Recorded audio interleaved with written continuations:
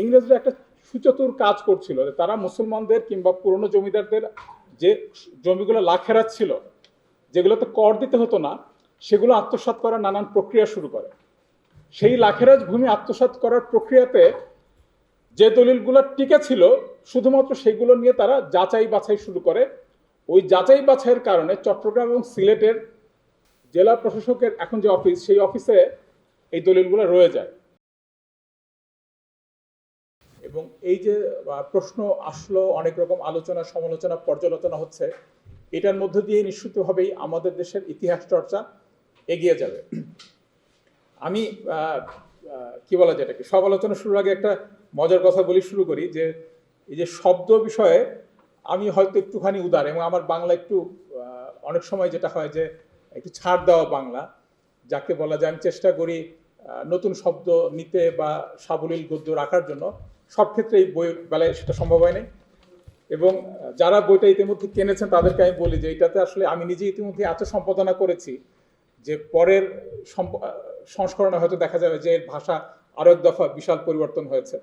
এটা বললাম এই কারণে যে আমি জানি না এই ইনস্টিটিউটের পক্ষ থেকে এই অরূপরাহী তার সাথে চিন্তক শব্দটার প্রয়োগ নিয়ে সলিম ভাই আলোচনা করেছেন। আমার মনে হয় যে আমি এই বিষয়ে ছোট্ট একটা নোক্তা দিয়ে রাখি।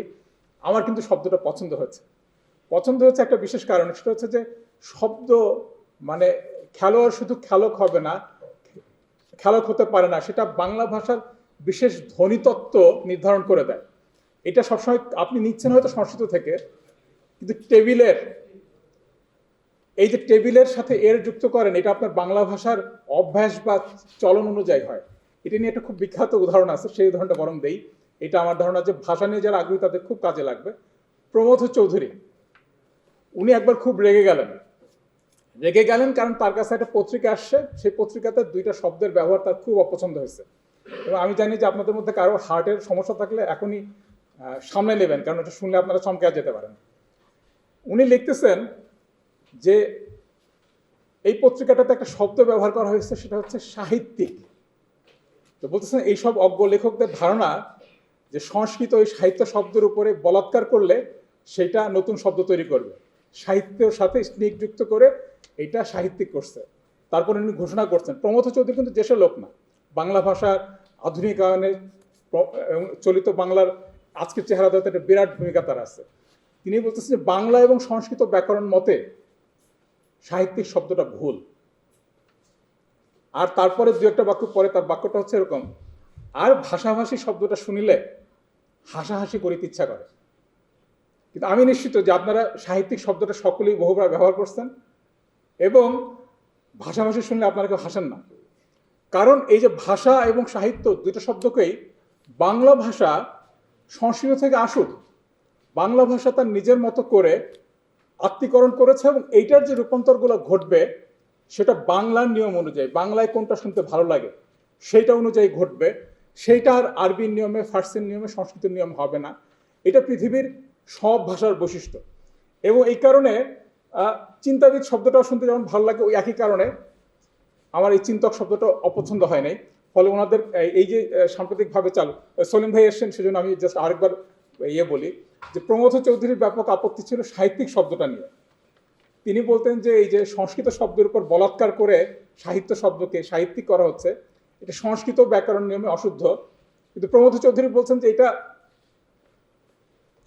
শুনলে তার খুব রাগ লাগছে, কারণ হচ্ছে এটা ঠিক শব্দ না, দুইটার অশুদ্ধ। আর ভাষাভাষী শব্দটা শুনে তিনি আরো বিরক্ত, যেটা হাসাহাসি করতে ইচ্ছা করে।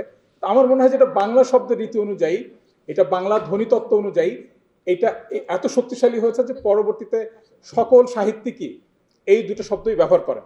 তো যাই হোক, এবার আমরা মূল জায়গাতে আসি যে এই যে আলোচনাগুলো সকলেই করেছেন, অরূপ রাহি, তাহমিদ আল জামি এবং সলিমুল্লাহ খান, এই আলোচনাগুলো খুব গুরুত্বপূর্ণ, এবং এই বইটাকে আসলে সবসময় এই প্রশ্নগুলোর মুখোমুখি দিয়ে যেতে হয়েছে।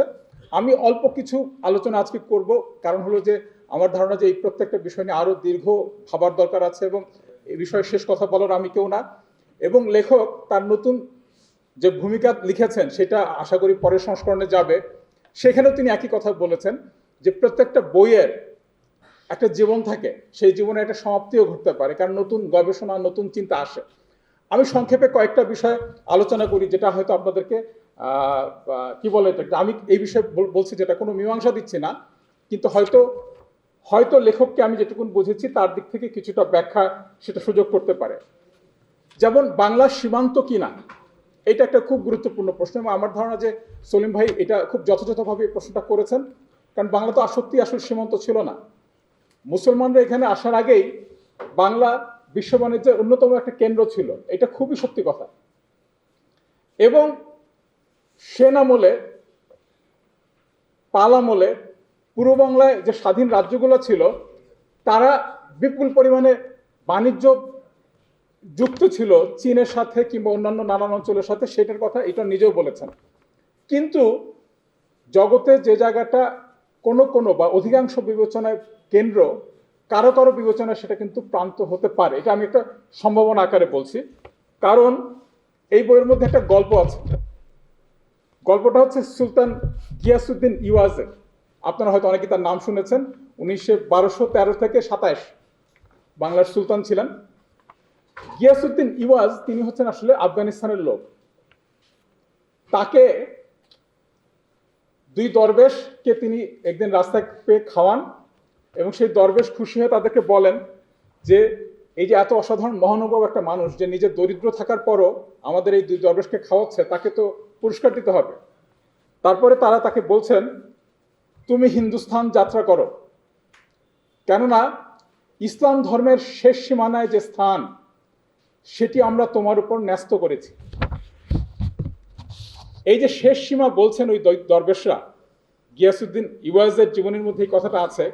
এটা হচ্ছে পৃথিবীর কারো কারো চিন্তায় আসলে বাংলা পৃথিবীর শেষ প্রান্ত হতেও পারে, এবং সেটা একটা সীমান্ত প্রদেশ থাকতেও পারে। এটা আমি একটা সম্ভাবনা আকারে বলছি, আমি এটা নিশ্চয়তা দিয়ে বলছি না, কিন্তু এই সম্ভাবনাটা কিন্তু থাকে।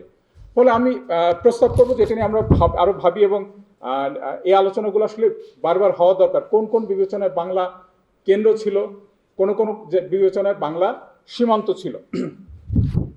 এবং এই নতুন ভূমিকাটাতেই ইটন আলোচনা করেছেন যে যে আমরা যে এই যে সীমান্ত হিসেবে বাংলার আলোচনাটা করছি, সেই সীমান্তটা কেন মার্কিন যুক্তরাষ্ট্রের সীমান্তে ওই যে সাদাদের সভ্যতা বিস্তারী কাজ, এটার সাথে এটা এক না।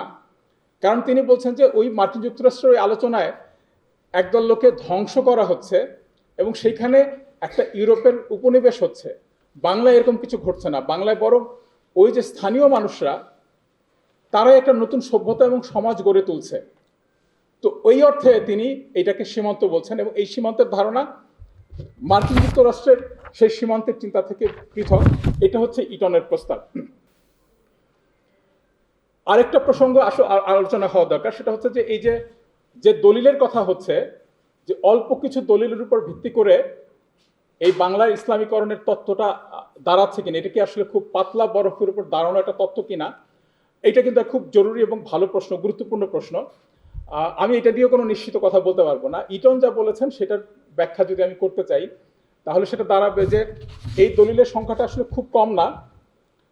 এটা ধরেন চট্টগ্রামে প্রায় 150টা দলিল, সিলেটে প্রায় 530টা দলিল, 528টা দলিল, সব। তার মানে এই দুইটা জেলাতেই আমরা পাচ্ছি প্রায় 650 দলিল। দলিলের সংখ্যা কম না, এবং এটাতে প্রায় কয়েক লাখ একর জমির কথা বলা হচ্ছে। কিন্তু গুরুত্বপূর্ণ হচ্ছে এই দলিলগুলো একটা বিশেষ কারণে টিকে গেছিল। মানে ইটন বলছে যে দলিলগুলো আমরা টিকে পাচ্ছি সেগুলো হচ্ছে এইটা, কারণ ইংরেজরা একটা সুচতুর কাজ করছিল। তারা মুসলমানদের কিংবা পুরনো জমিদারদের যে জমিগুলো লাখেরাত ছিল, যেগুলোতে কর দিতে হতো না, সেগুলো আত্মসাৎ করার নানান প্রক্রিয়া শুরু করে। সেই লাখেরাজ ভূমি আত্মসাৎ করার প্রক্রিয়াতে যে দলিলগুলো টিকে ছিল, শুধুমাত্র সেগুলো নিয়ে তারা যাচাই বাছাই শুরু করে। ওই যাচাই বাছাইয়ের কারণে চট্টগ্রাম এবং সিলেটের জেলা প্রশাসকের এখন যে অফিস, সেই অফিসে এই দলিলগুলো রয়ে যায়। কানুন দায়মের নথি না দায়মি কানুন নথি, দায়মি মানে যেটা বোধ হয় তাহমিদুল জামি একদিন আমাকে বলেছেন যে স্থায়ী জিনিসটা, বা তো সেই নথি নামে যে ওই মামলার কারণে যে দলিলগুলো আসলে টিকে গেছে, সেগুলো নিয়ে এটা আলোচনা করছেন। কিন্তু যেটা গুরুত্বপূর্ণ যে তার মানে এটা ঠিক অল্প কিছু নথিপত্রের উপর দাঁড়ায় না দুইটা জেলাতেই। বাকি জেলাগুলোর সমস্যাটা কি হয়েছে, পূর্ববঙ্গের বাকি জেলাগুলো যে এই সরকারি কার্যালয়গুলো সেগুলো আসলে নিচু জায়গায় অবস্থিত, বর্ষাকালে সেই দলিলগুলো টেকে নেই।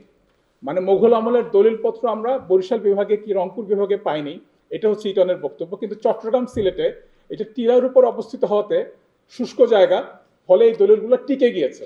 এবং শুধু এই দলিলগুলো চিহ্নিত করে আমরা এই পরিমাণে জমির বন্দোবস্তের একটা চিত্র পাচ্ছি। এবং একই সাথে কি পাচ্ছি, এটা খুব গুরুত্বপূর্ণ, যেটা জামি বলেছেন, আমি ওই বিষয়ে একটু আলোচনা করি, যেটা কেন সুলতানি আমলে ঘটে নাই বলে দাবি করছেন এবং কেন মুঘল আমলে ঘটেছে। অনেকগুলো নিদর্শন থেকে সেটা বোঝা যায়।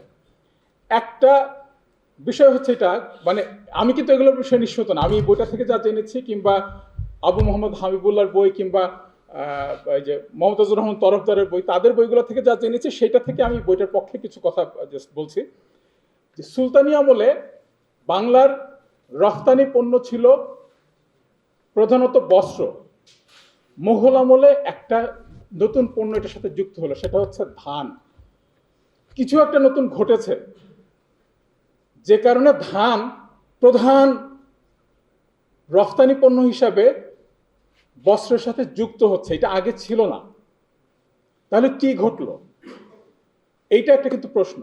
আরেকটা প্রশ্ন হচ্ছে এটা, যে মুঘল আমলে খুব দ্রুত দেখা গেল যে পূর্ব বাংলায় সুলতানি আমলের চাইতে, মানে মুঘলরা সুলতানি আমলের সকল কাগজপত্র তারা নিজেদের আয়ত্ত নিয়েছিল এবং সেই কাগজপত্রের উপরে তারা করের মাত্রা তৈরি করত। খুব দ্রুত দেখা গেল যে পূর্ব বাংলার সকল জায়গাতে খাজনার পরিমাণ ক্রমাগত বাড়ছে। আপনারা আবার ভাববেন না যে মুঘলরা নির্যাতক আকারে খাজনা নিত, তা না। খাজনার পরিমাণটা নির্দিষ্ট, যে ফসলের অত ভাগ তুমি খাজনা আকারে দিবা। তারপর খাজনার পরিমাণ কেন বাড়ছে? changeTV.press, এক ফোঁটা হলুদও নেই।